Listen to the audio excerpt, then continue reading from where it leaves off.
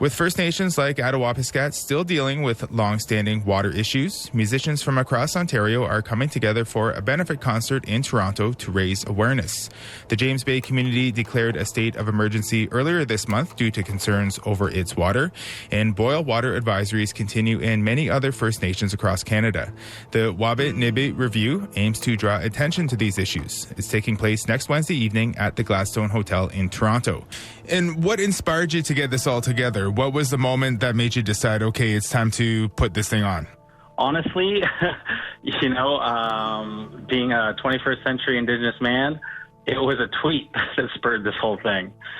For me, I think it was Catherine McKenna, an Ottawa Centre MP, Minister of the Environment and Climate Change, when she posted a tweet a little over a week and a half ago about how good Ottawa's tap water was, how it was rated the best in the world, how she carries a reusable water bottle around.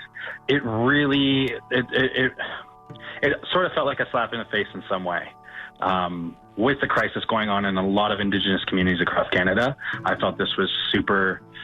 It felt urgent to me, and we had to do something. So I brought together, 15 artists from the GTA to come down and play, and just raise awareness for this cause.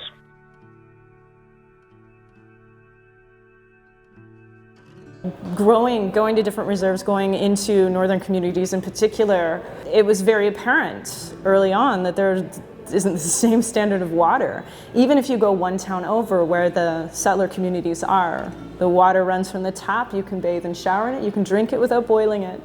That injustice and that dynamic was, I can't remember when I first became aware of it. It just sort of was, I think, always a part of how I knew about water. And also being an Indigenous person, I can't separate, I don't have the privilege of separating politics from what I do. The reality is there's so many of us that actually do care and very few that are in power when you actually think about it. And so if we all just take up the tools we need to and do what we can, that makes a huge difference right there.